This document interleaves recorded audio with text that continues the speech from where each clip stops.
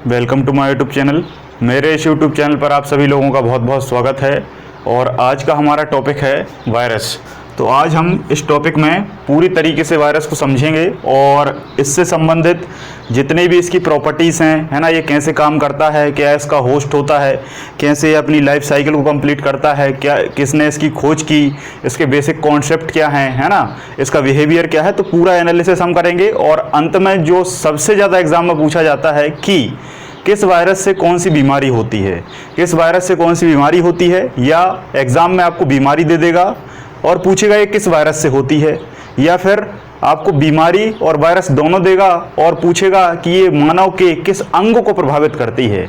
क्योंकि जितनी भी बीमारी हैं आप ये तो जानते हैं कि कहीं ना कहीं वो मानव में होती हैं, ठीक है, लेकिन वो मानव के किस अंग में होती हैं ये आप तभी समझ पाएंगे जब आपने ह्यूमन एनाटॉमी और ह्यूमन मॉर्फोलॉजी को पढ़ा है, ठीक है। तो मैंने आप लोगों को पूरे लेक्चर दे दिए हैं ह्यूमन के, और जिसमें मैंने मानव का एक भी अंग नहीं छोड़ा है, सारे अंगों को मैंने विधिवत पढ़ा दिया है, जिसमें सारे सिस्टम कंप्लीट हो गए हैं। और इसके आधार पर जब मैं यहाँ पर आपको कोई भी ह्यूमन अंग को बताऊंगा कि ये इस अंग को प्रभावित करता है तो आपको वो समझ में आ जाएगा, ठीक है। लेकिन इससे पहले आपको पिछले लेक्चर देखना जरूरी है। अगर पिछले लेक्चर नहीं देखे हैं तो आपको थोड़ी सी समस्या आ सकती है। तो चलिए स्टार्ट करते हैं। सबसे पहले जो इसका नाम है वो इंग्लिश में वायरस है और हिंदी में विषाणु है। एक बात याद रखना कि कुछ लोग वायरस और बैक्टीरिया को एक ही समझते हैं, है ना, वायरस और बैक्टीरिया एक ही समझते हैं, जबकि वायरस और बैक्टीरिया में जमीन आसमान का अंतर है। कितना अंतर है ये आपको अगली क्लास में पता चल जाएगा, ठीक है। आज जितना भी ओवरऑल हम डाटा पढ़ेंगे वो पूरा वायरस के ऊपर रहेगा, जिसे हिंदी में विषाणु कहते हैं, और अगली क्लास जो आएगी उसमें हम पूरा जीवाणु को पढ़ेंगे, जिसे हम इंग्लिश में बैक्टीरिया कहते हैं, ठीक है। तो बैक्टीरिया और वायरस में बहुत अंतर है। बैक्टीरिया से अलग रोग होते हैं, वायरस से अलग रोग होते हैं, है ना, और इन्हीं में हम फंस जाते हैं क्योंकि हमें ऐसा लगता है कि कोई खतरनाक बीमारी है तो वो वायरस से होगी, लेकिन जितनी भी अधिकांश खतरनाक बीमारी हैं वो कुछ बैक्टीरिया से होती हैं, कुछ वायरस से होती हैं, है ना, कुछ प्रोटोजोअन्स से होती हैं, परजीवी से होती हैं, और कुछ फंगस से होती हैं। तो सभी का यहाँ हम क्लासिफिकेशन देखेंगे, और आनुवांशिक बीमारी के बारे में मैं आपको पहले ही बता चुका हूँ, ठीक है। तो हिंदी में इसे विषाणु कहा जाता है। विषाणु का अगर आप संधि विच्छेद करेंगे तो विष धन अणु होता है, ठीक है। विष धन अणु, अणु का मतलब होता है मॉलिक्यूल या पार्टिकल। मॉलिक्यूल और पार्टिकल जो है, कोई भी कण आप मान सकते हैं, कोई भी जो कण है वो क्या है, अणु है, ठीक है। उस कण में क्या है, विष है, उसमें क्या है, पॉइजन है। हमारे इस ब्रह्मांड में बहुत सारे कण हैं, लेकिन सभी कणों में वायरस नहीं होता, सभी कणों में विष नहीं होता, लेकिन कुछ कण ऐसे देखे गए जिनमें जीवन भी है और जिनमें विष भी है, और वो विष दूसरे होस्टों में जाके फैलाते हैं, है ना, और वही गंभीर बीमारी का कारण बन जाता है।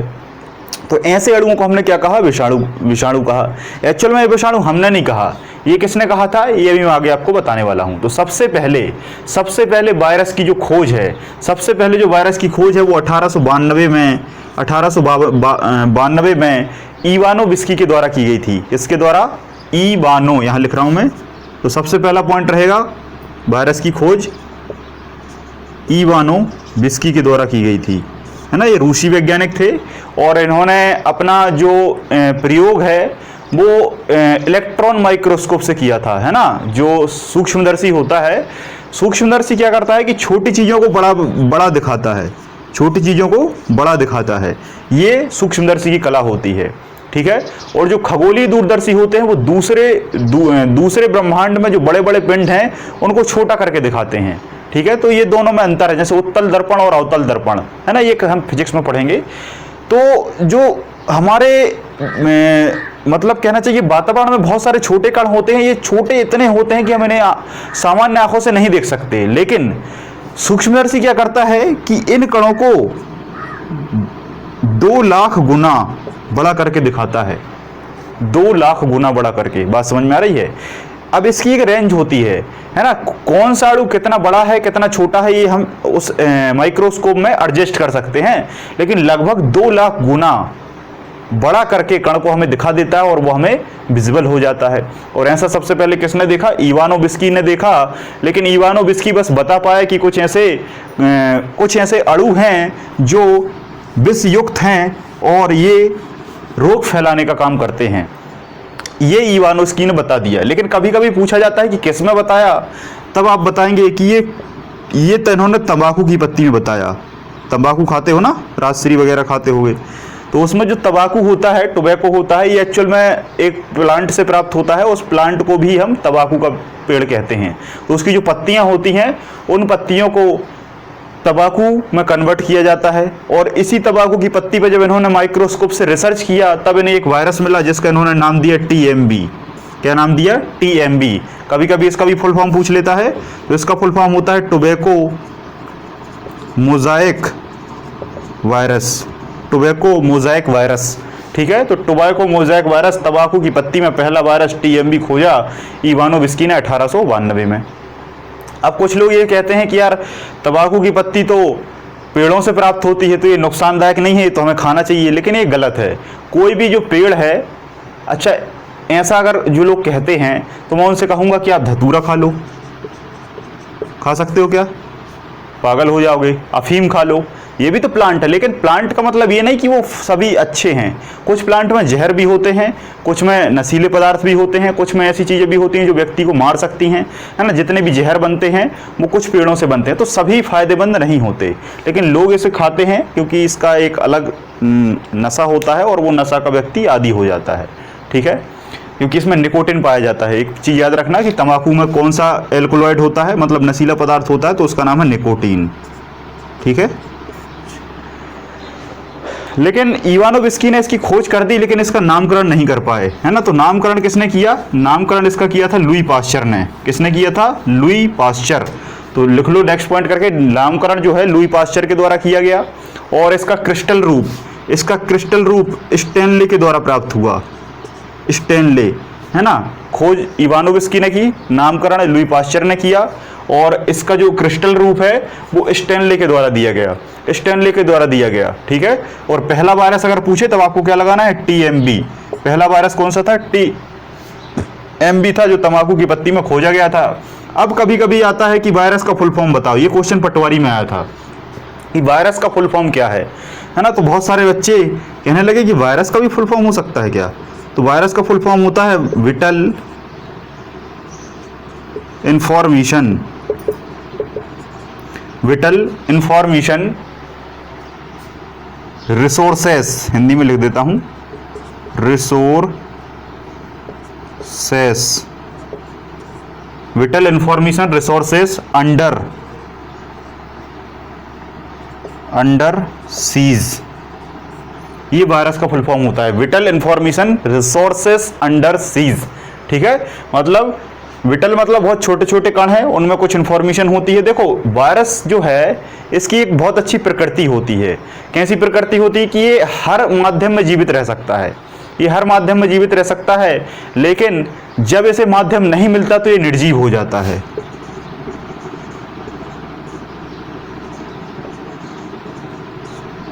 निर्जीव हो जाता है। निर्जीव कब होता है? जब इसे होस्ट नहीं मिलता।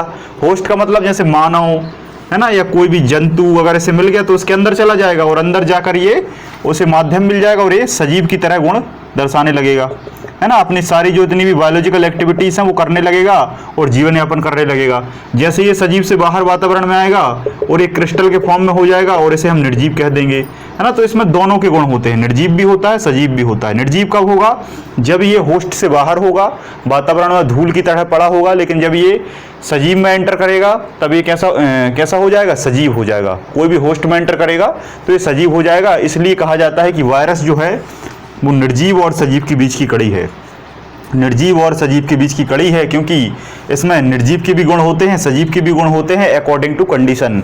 ये स्थिति और परिस्थिति पर निर्भर करता है कि इसकी अकरेंस क्या है, इसका स्थान कौन सा है। तो स्थान जो रहेगा वो उसी तरीके से व्यवहार करने लगता है। इसलिए निर्जीव और सजीव के बीच की कड़ी वायरस है, ठीक है। प्लांट और एनिमल के बीच की कड़ी मैंने आपको बताया था।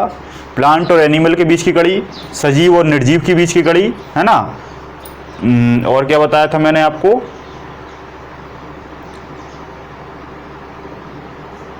ऐसे 2-3 क्वेश्चन बनते हैं जो आपको बहुत अच्छे से याद रखना है, ठीक है। अब ये वायरस दिखता कैसा है, इसका हम थोड़ा सा शेप एंड साइज की बात कर लेते हैं।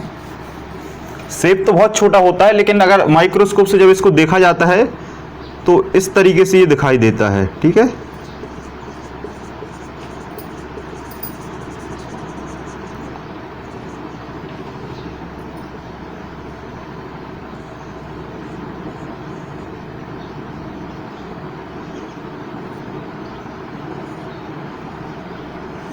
देखो वायरस भी बहुत सारे टाइप होते हैं, वायरस के बहुत सारे प्रकार होते हैं। इसमें से एक सामान्य प्रकार मैंने लिया है। इसके जो बीच में है ये होता है न्यूक्लिक एसिड। ये क्या होता है? न्यूक्लिक एसिड, या इसका न्यूक्लिक प्रोटीन होता है ना। यही जो न्यूक्लिक एसिड है ना, यही इसका क्या होता है? Genetic material. यही इसका क्या होता है? जेनेटिक मटेरियल, जिसे हिंदी में अनुवांशिक पदार्थ कहते हैं। जैसे मानव में डीएनए होता है अनुवांशिक पदार्थ, जो एक पीढ़ी से दूसरी पीढ़ी में ट्रांसफर होता है। डीएनए मैंने आपको बहुत अच्छे से पढ़ाया है, बहुत बड़े लेवल से पढ़ाया है। तो वही डीएनए इसमें भी होता है, लेकिन इसमें डीएनए भी हो सकता है और आरएनए भी हो सकता है ना। हमारे अंदर केवल अनुवांशिक पदार्थ डीएनए होता है, लेकिन इसमें डीएनए भी हो सकता है और आरएनए भी हो सकता है, ठीक है। और इसके जो बाहरी वाला ये वाला भाग है, ये कहलाता है कैप्सिड। ये क्या कहलाता है? आवरण, कैप्सिड कहलाता है। और ये बाहर एनवलप कहलाता है, एनवलप कहलाता है, ठीक है। अब कुछ और विशेष प्रकार के वायरस होते हैं जिनमें ग्लाइकोप्रोटीन होता है ना, ग्लाइकोप्रोटीन होता है। और मजबूत वायरस होते हैं वो ना, इस तरीके से होते हैं।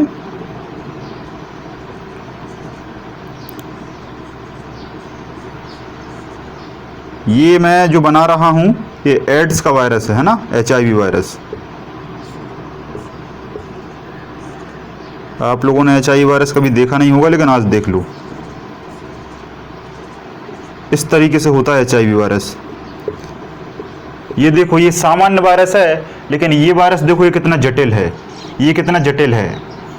अब आप सोचेंगे कि दूसरे वायरस जो हैं वो डेड हो जाते हैं दवाइयों से,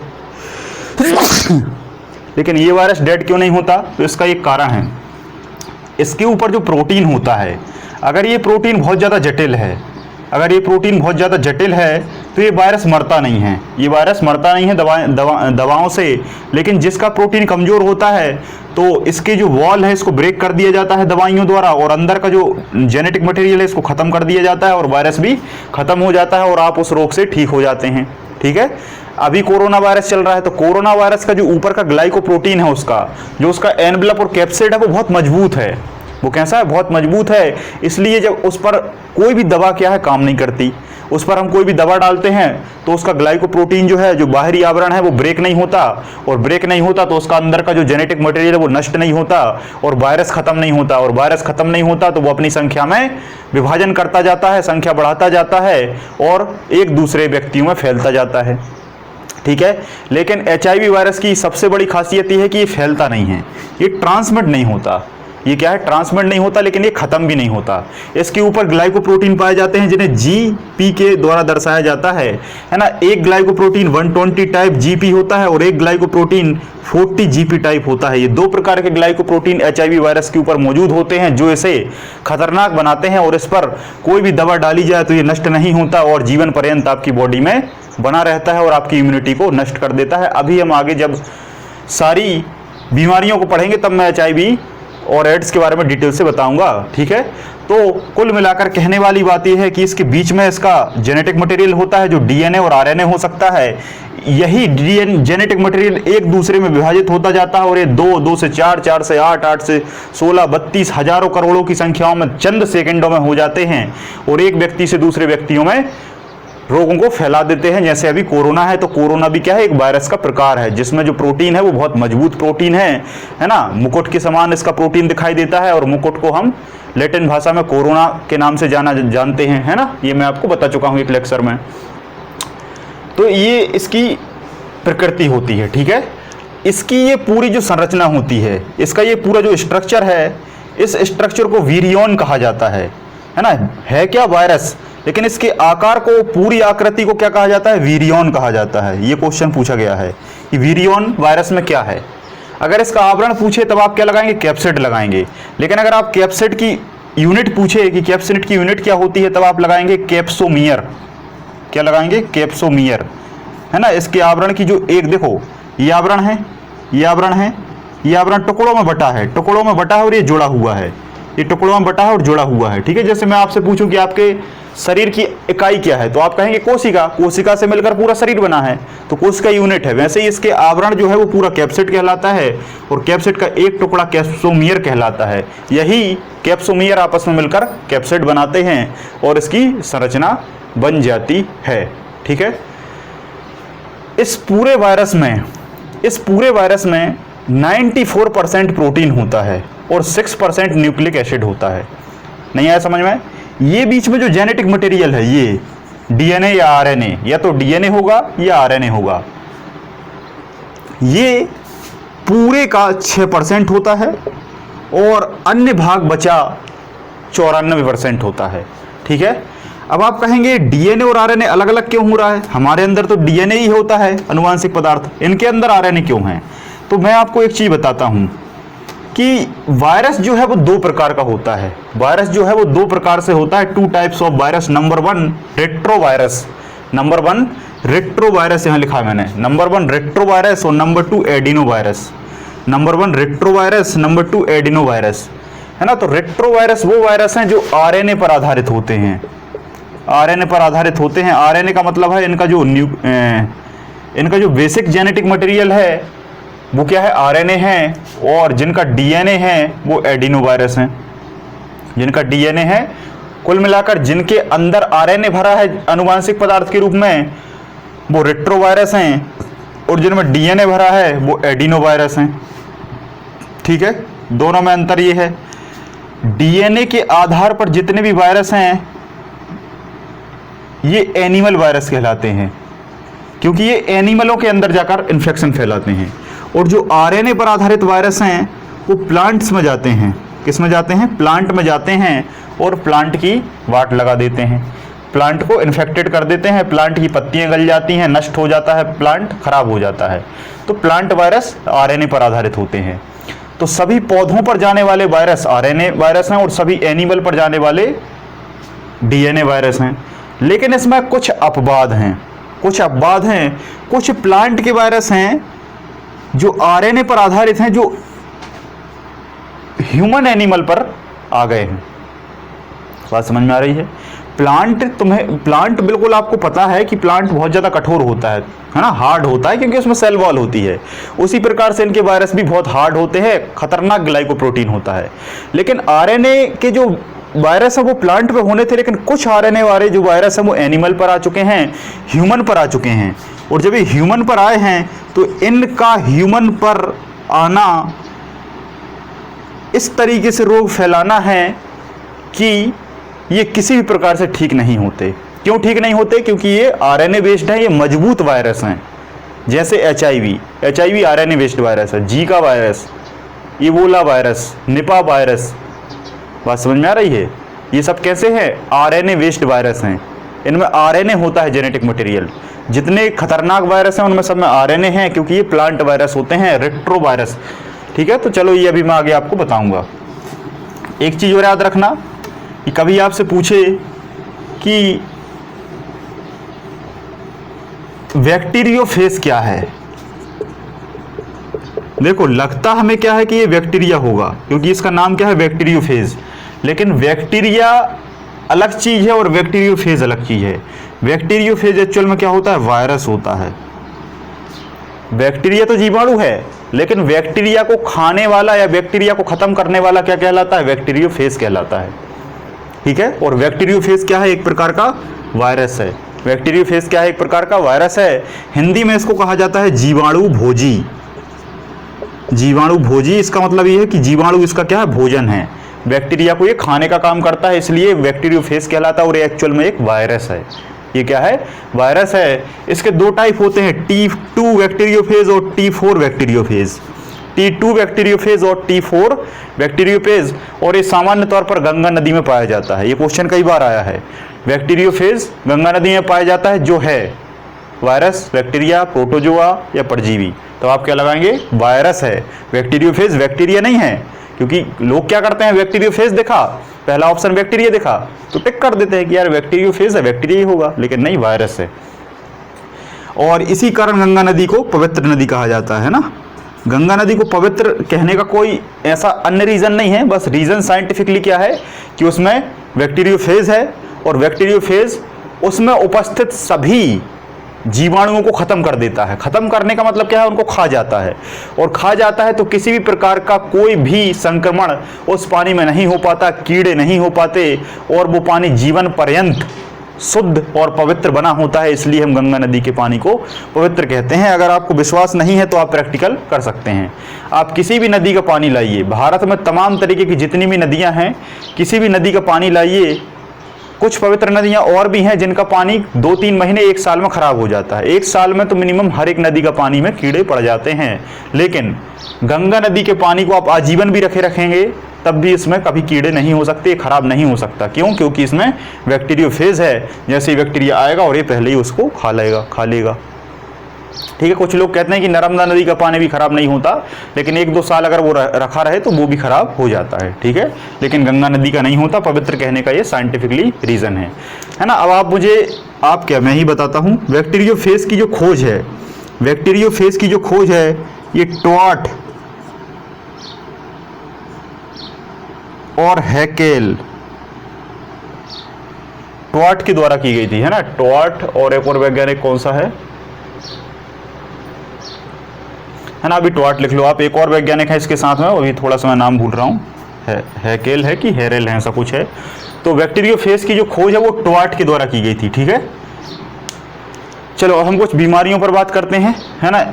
सबसे ज्यादा जो क्वेश्चन है वो इसी से पूछा जाता है कि कौन सा रोग किस वायरस से होता है, कौन सा रोग किस वायरस से होता है, और वो मानव के किस अंगों को प्रभावित करता है, प्रभावित करता है। ठीक है, तो एक तरफ आप हेडिंग डाल लो बीमारियां, और बीच में हेडिंग डालो वायरसों के नाम, और लास्ट में डालो प्रभावित अंग। ठीक है, पहला क्या रहेगा, बीमारियां, उस बीमारी का कौन सा वायरस है उसके सामने उसका नाम, और लास्ट में प्रभावित अंग कि ये किस अंग को इन्फेक्टेड करता है। ठीक है, तो सबसे पहला जो रोग है वो है आपका बड़ी माता। वो क्या है, बड़ी माता, है ना। चिकन पॉक्स है ना, चेचक भी कहते हैं, चेचक। तो चेचक जो है वो एक्चुअल में क्या है, बड़ी माता है ना, बड़ी माता। अब ये बड़ी माता किस वायरस से होती हैं, तो इस वायरस का नाम क्या है, इस वायरस का नाम है वेरिओला। क्या नाम है, वेरिओला वायरस। आपके घर में अगर किसी को अगर बड़ी माता हो जाए, है ना, खुदा ना खास्ता हो, लेकिन अगर हो जाए तब आप क्या करेंगे। अगर किसी को बड़ी माता हो जाता है तो आप क्या करेंगे, आप उस व्यक्ति को हॉस्पिटल ले जाएंगे, और वो हॉस्पिटल जब आप उसे ले जाएंगे, और उसी समय आप किससे ले जाएंगे उसको, गाड़ी से ले जाएंगे। और अब आप खुद बताओ मुझे कि इतना सीरियस पेशेंट है, क्योंकि उसको बड़ी माता है, बड़ी माता को बहुत खतरनाक माना जाता है। अगर ये उसको हो जाती है तो आप उसे बाइक पर तो ले जाएंगे नहीं। ठीक है, बाइक पे से इस मरीज को ले जाना संभव नहीं है, तो फिर आप इसे कैसे ले जाएंगे, 4 व्हीलर से।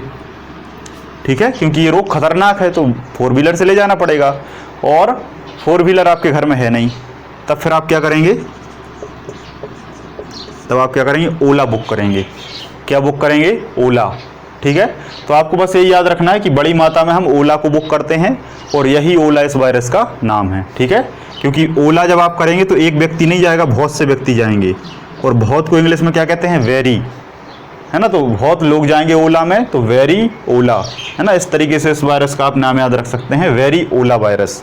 ठीक है, बड़ी माता में कौन सा वायरस इन्फेक्शन फैलाता है, वेरी ओला वायरस। और प्रभावित अंग तो आप जानते ही हैं कि बड़ी माता में त्वचा प्रभावित हो जाती है, त्वचा पे दाने आ जाते हैं।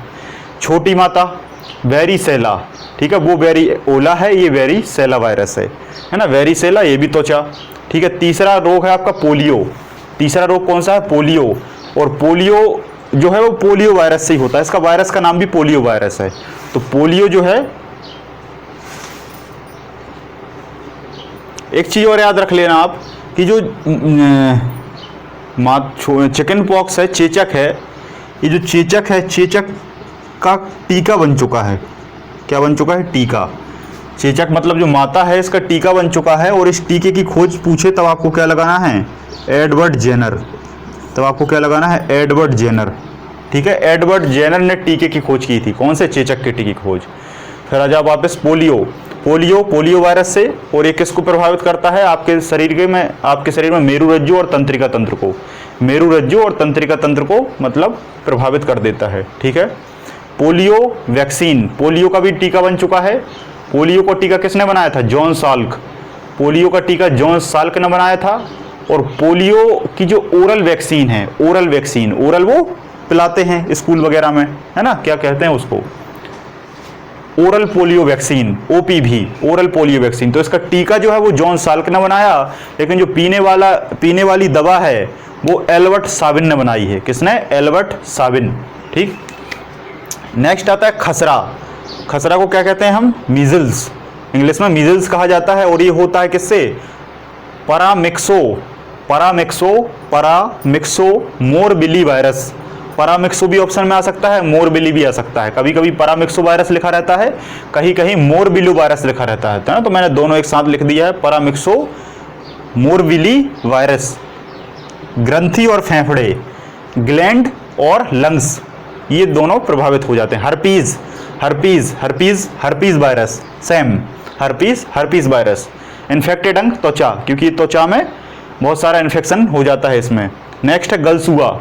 गलसुआ को इंग्लिश में कहा जाता है मम्स, MUMPS, मम्स। गलसुआ को क्या कहा जाता है? मम्स। लेकिन कभी कभी इंग्लिश का हिंदी में इस तरीके से लिख के दे देता है वो, है ना, तो गलसुआ को मम्स भी कहते हैं। इसी कारण गलसुआ जो है वो मम्स वायरस से होता है। किससे होता है? Mumps virus. और आपको पता है गले में होता है, लेकिन याद रखना ये हमेशा ग्रंथि में होता है, ना कि गले में। पहला ऑप्शन गलसुआ का गला दिया रहता है और लोग गला लगाकर चले जाते हैं, जबकि ये गले में दिखता है, होता है एक्चुअल में ये ग्रंथियों में है। ठीक है, तो यहाँ देखो गलसुआ लार ग्रंथि में होता है। जो आपकी लार ग्रंथियां हैं उनमें सूजन आ जाती है और फिर यहाँ आप पट्टी लगाते हैं। अगली बीमारी है ट्रैकोमा। कौन सी है? ट्रैकोमा। ट्रैकोमा में कोई पर्टिकुलर वायरस नहीं है, किसी भी वायरस से इन्फेक्टेड हो जाता है ट्रैकोमा। ट्रैकोमा में आपकी क्या इन्फेक्टेड होती हैं? आँखें, है ना, ट्रैकोमा। और आँखें क्या हो जाती हैं? लाल, है ना, लाल आँखें आ जाती हैं, कभी देखा होगा आपने। तो वायरस के कारण होती हैं, किसी भी पर्टिकुलर वायरस से नहीं होती, किसी भी वायरस का इन्फेक्शन हो और लाल आँखें हो जाती हैं, उसको ट्रैकोमा। बस इसमें क्वेश्चन यही आएगा कि ट्रैकोमा किस अंग को प्रभावित करता है? तो आँखें। ठीक है, या फिर आँख लाल होना, आंख लाल किससे होती हैं? वायरस से, बैक्टीरिया से, परजीवी से, ऐसे ऑप्शन में रहेंगे। नेक्स्ट है रेबीज जो है वो होता है रेब्डो वायरस से। किससे होता है? रेब्डो वायरस। अब ये रेबीज क्या है ना, रेबीज को हाइड्रोफोबिया भी कहा जाता है। रेबीज को हाइड्रोफोबिया भी कहा जाता है, क्योंकि जो व्यक्ति है वो पानी से डरने लगता है। रेबीज में व्यक्ति पानी से डरने लगता है। और ऐसा कब होता है? जब व्यक्ति को या तो कुत्ता काट ले या तो व्यक्ति को कुत्ता काट ले, या व्यक्ति को गधा काट ले व्यक्ति को कुत्ता काट ले, गधा काट ले, या बंदर काट ले, है ना।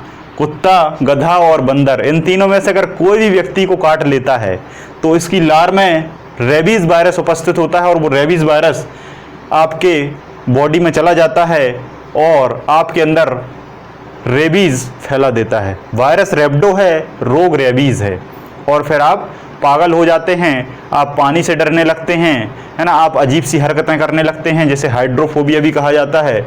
और सामान्य तौर पर इसमें तंत्रिका तंत्र प्रभावित हो जाता है ना, तंत्रिका तंत्र प्रभावित हो जाता है। नर्वस सिस्टम हम पढ़ चुके हैं बहुत बड़े लेवल पे। तो कुत्ता, गधा या बंदर, सामान्य तौर पर कुत्ता सभी को पता होता है, लेकिन ये दोनों ऑप्शन में आते हैं, तब भी आप टिक करेंगे। नेक्स्ट रोग है पोलियोमाइलाइटिस। पोलियो अलग चीज है और पोलियोमाइलाइटिस अलग चीज है। पोलियोमाइलाइटिस एंटीरो वायरस से होता है, एंटीरियो वायरस से होता है। मांसपेशी, इसमें क्या इफेक्टेड होता है? मांसपेशी मतलब मसल्स में इन्फेक्शन होता है। नेक्स्ट आता है इंसेफेलाइटिस। इसका सही नाम है जापानी इंसेफेलाइटिस। इसका सही नाम क्या है? जापानी इंसेफेलाइटिस। इंसेफेलाइटिस में क्या है? इसमें इंसेफेलाइटिस में ये अरबो वायरस से होता है। किससे होता है? अरबो वायरस से। अरबो वायरस से होता है। अरबो वायरस सुअर के माध्यम से या अन्य किसी जानवर के माध्यम से आपके अंदर चला जाता है और आपको जापानी इंसेफेलाइटिस हो जाता है। ठीक है। नेक्स्ट है डेंगू। नेक्स्ट क्या है? डेंगू। डेंगू बहुत मोस्ट आईएमपी है। डेंगू मोस्ट आईएमपी है क्योंकि डेंगू हर दूसरे व्यक्ति को होता रहता है, परिवार में किसी न किसी को हुआ ही होगा, क्योंकि ये रोग अब व्यापक स्तर पर फैल रहा है। तो एक बात याद रखना, जो डेंगू है तो बुखार आपसे पूछे तब आपको डेंगू लगाना है, लेकिन वायरस आपसे पूछे तब आपको अरबो वायरस लगाना है। तो आपको क्या लगाना है? अरबो वायरस। अब आप कहेंगे याद कैसे रखें? तो याद कैसे रखें, आपको एक चीज़ पता है कि डेंगू किसी न किसी को हुआ है। आपके आसपास कोई ना कोई ऐसा व्यक्ति हुआ है जिसको डेंगू हुआ होगा। और जब डेंगू हुआ होगा तब आपको एक ही बात सुनने में मिलती है, एक ही बात, कि उस व्यक्ति की प्लेट कम हो गई हैं। डेंगू में आपने कुछ सुना हो या ना सुना हो, लेकिन एक बात जरूर उस इन्वायरमेंट में रहती है कि भाई उनकी प्लेट कम हो गई है। और डेंगू अगर आप कहते हैं कि यार डेंगू हो गया हमारे रिश्तेदार को, तो बस यही पूछेंगे कितनी प्लेटें बची हैं, कितनी प्लेटें बची हैं। तो एक्चुअल वो प्लेट नहीं होता, वो क्या होता है? प्लेटलेट्स। क्या होता है? प्लेटलेट्स होता है।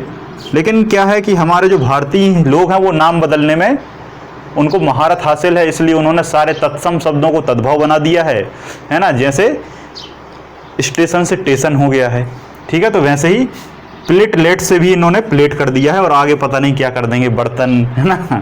तो प्लेट कम हो जाती हैं, और प्लेटलेट्स मैं आपको बहुत अच्छे से ब्लड में पढ़ा चुका हूँ, है ना। इनका नाम थ्रोम्बोसाइट्स है।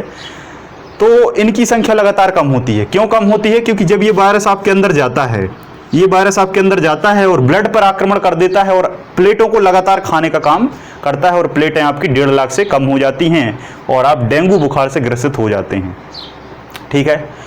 अब और लेवल पे चलते हैं। अरबो वायरस सामान्य तौर पर एडिस एजिप्टाई, एक मच्छर होता है एडिस एजिप्टाई। क्या नाम है? Aedes aegypti. एडिस एजिप्टाई एक ऐसा मच्छर है जो साफ पानी में पैदा होता है। ये क्वेश्चन कई बार पूछा गया है कि साफ पानी में कौन सा मच्छर पैदा होता है। तो एडिस एजिप्टाई। सामान्यतः सभी मच्छर गंदे पानी में होते हैं, लेकिन एडिस जो मच्छर है ये साफ पानी में पैदा, जो पीने का पानी रखा होता है ना कई दिन, जैसे पीने का पानी रखा है वो कई दिन तक रखा रहे, इसलिए हमेशा हम पीने के पानी को हर 24 घंटे में बदलते हैं। इसका रीजन आज समझ में आपको आ गया होगा। पीने के पानी को आप कभी भी स्टोर करके नहीं रखेंगे, या आपके घर में अच्छे पानी को आप कभी स्टोर करके नहीं रखेंगे। जितना भी अच्छा पानी है उसको आप हर 24 घंटे में बदलिए, नहीं तो जो साफ पानी होता है उस साफ पानी में एडिस एजिप्टाई आ जाता है, और एडिस एजिप्टाई का जो मच्छर है उसके लार्वा में अरबो वायरस चला जाता है। और जब ये एडिस एजिप्टाई, अब देखो साफ पानी तो आप समझ ही नहीं पाएंगे कि यार साफ पानी में भी मच्छर हो सकता है, और ये जो मच्छर है ये आपको दिन के समय काटता है। ये मच्छर आपको दिन के समय काटता है, और ये मच्छर आपको आपकी बॉडी पर 45 डिग्री पर काटता है। कितने? 45 डिग्री पर। आपका हाथ ये है, और आपके हाथ में आपका ये जो मच्छर है इस तरीके से, मतलब ये 90 डिग्री होता है सीधा। सीधा कितना होता है? 90 अंश, 90 डिग्री, लेकिन 90 का आधा होता है 45 डिग्री। तो ये क्वेश्चन एक बार यूपी के एग्जाम में पूछा था कि जो डेंगू का मच्छर है वो किस डिग्री पर काटता है, तो 45 डिग्री पर ये दिन के समय काटता है और साफ पानी में पैदा होता है, और आपके अंदर अरबो वायरस चला जाता है। और अरबो वायरस जाने के बाद आपकी जो प्लेटें हैं वो लगातार कमती जाती हैं, और जब प्लेटें कमती हैं तो सीधा असर ब्लड पे पड़ता है, क्योंकि ब्लड का सबसे इंपॉर्टेंट भाग प्लेटलेट्स है। और ब्लड आपका कम होने लगता है, और आपको पता है कि ब्लड हड्डी से बनता है, हड्डी के बोन मैरो से बनता है, तो ये प्रभाव ब्लड का सीधा हड्डी पे पड़ने लगता है, और हड्डियां कमजोर होने लगती हैं, और हड्डियां चीभने लगती हैं। हड्डियों में इतना दर्द होने लगता है कि जिसका कोई हिसाब नहीं है, और इसी कारण डेंगू को हड्डी तोड़ बुखार के नाम से जाना जाता है। इसी कारण इस बुखार को हड्डी तोड़ बुखार के नाम से जाना जाता है। आज बात समझ में आई कि इस बुखार को हड्डी तोड़ बुखार क्यों कहते हैं? क्योंकि प्लेट कम होती हैं। प्लेट ब्लड का पार्ट है, ब्लड हड्डी से बनता है, हड्डी कमजोर हो जाती हैं, हड्डियों में बहुत ज़्यादा दर्द होता है, और इसी कारण डेंगू को हम हड्डी तोड़ बुखार के नाम से जानते हैं, ठीक है। फिर इसमें डॉक्टर के पास आप जाते हैं, डॉक्टर आपको SN1 टेस्ट देता है। SN1 टेस्ट पॉजिटिव आता है, आप डेंगू पॉजिटिव पाए जाते हैं। फिर वो बहुत सारी दवाइयाँ देता है जो मैं आपको यहाँ नहीं बता सकता, ठीक है, क्योंकि यहाँ हमें डॉक्टरी लेवल तक नहीं जाना है, ठीक है। मेडिसिन कभी नहीं पूछा जाता। तो ये पूरी प्रोसेस आपको समझ में आ गई होगी, ठीक है। अब हम बात करते हैं जुकाम की, ठीक है। तो जो जुकाम है ये अलग है, और जो सर्दी है ये अलग है। अभी तक लोग सर्दी और जुकाम को एक ही समझते हैं, लेकिन मैं आज आपको बताता हूँ कि सर्दी क्या है, जुकाम क्या और खांसी क्या है। बेसिकली खांसी चलने के बहुत सारे कारण हो सकते हैं, ठीक है।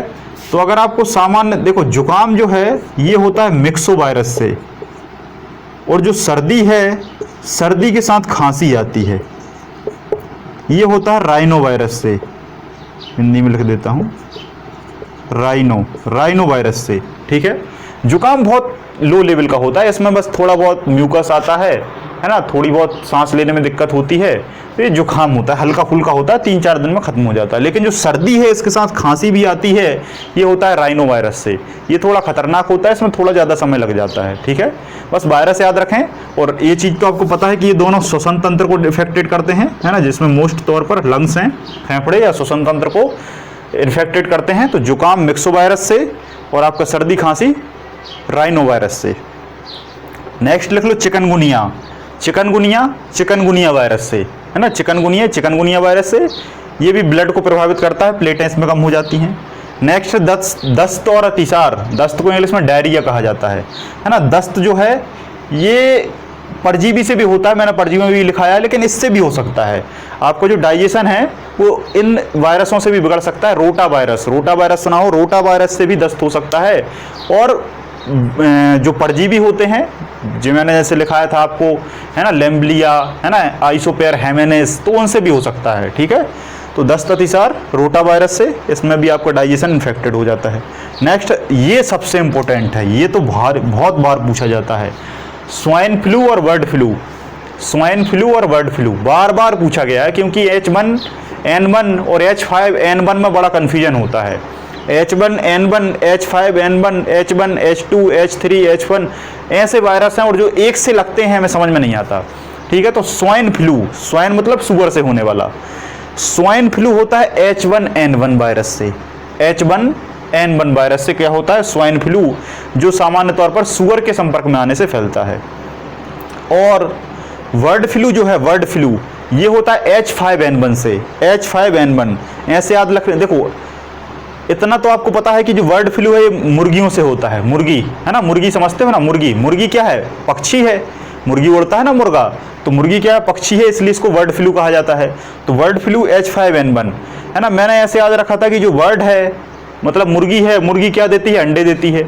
और हमारे समय में जो अंडा है वो कई समय तक, एक लंबे समय तक जो अंडा है वो 5 रुपये में मिलता रहा है। एक जो अंडा है वो एक बहुत लंबे समय तक 5 रुपये में मिलता रहा है, और अभी भी कहीं कहीं 5 रुपये में मिलता है, लेकिन अब 6-7 रुपये में हो गया है। तो हमारे पढ़ने के समय में ये जो अंडा है 5 रुपये में मिलता था, इसलिए हमने 5 रुपये मतलब H5 और बर्ड मतलब मुर्गी, तो बर्ड फ्लू H5N1 से होगा। ठीक है, मुर्गियों के द्वारा होगा। पक्षी भी ऑप्शन में आ सकता है, मुर्गा भी ऑप्शन में आ सकता है। ठीक है,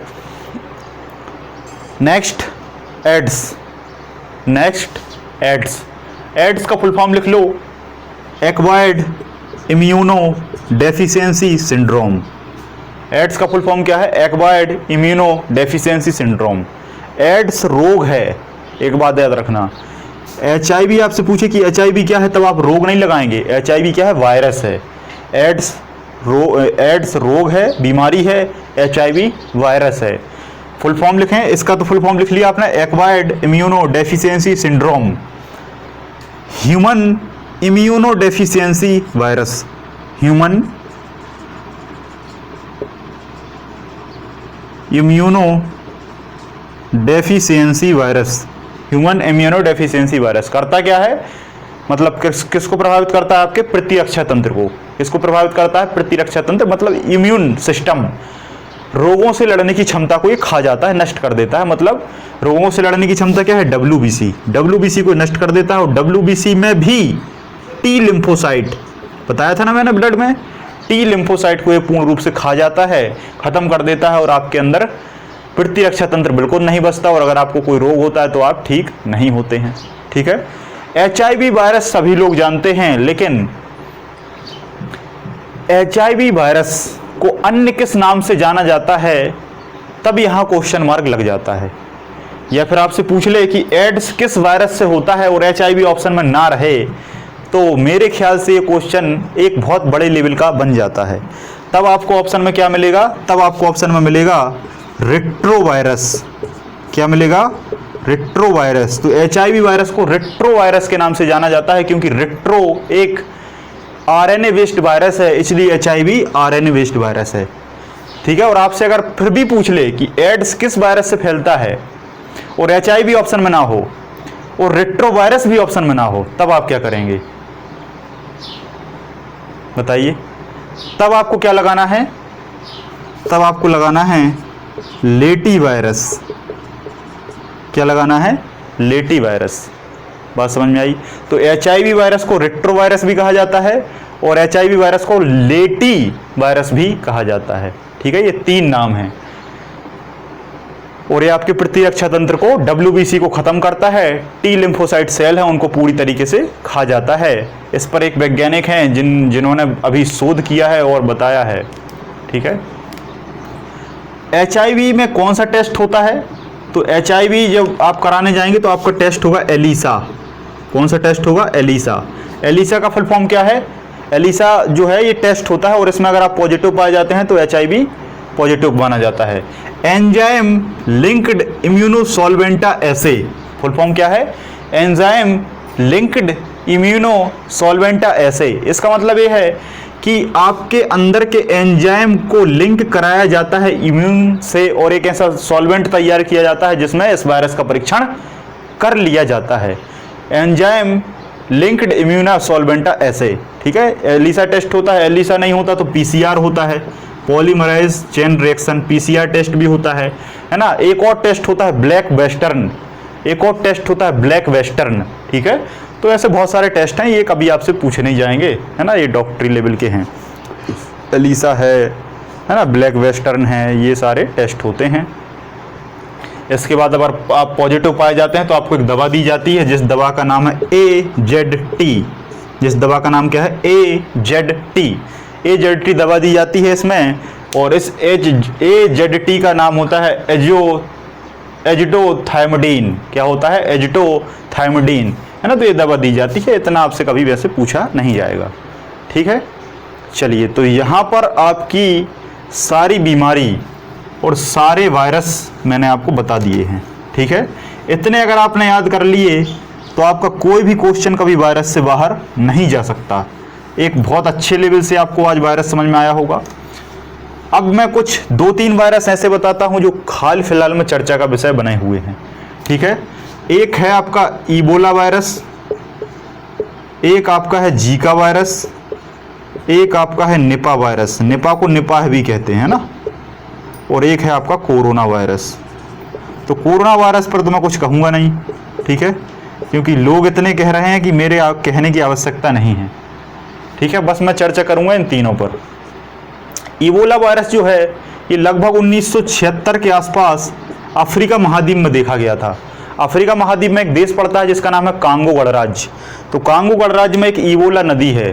तो इबोला नदी में इबोला जंगल के आसपास ये वायरस को देखा गया और ये वायरस जब ट्रांसमिट हुआ तो बहुत सारे लोगों को इसने इन्फेक्टेड किया, है ना। और इसमें आपको याद रखना है कि ये भी आरएनए बेस्ड वायरस है।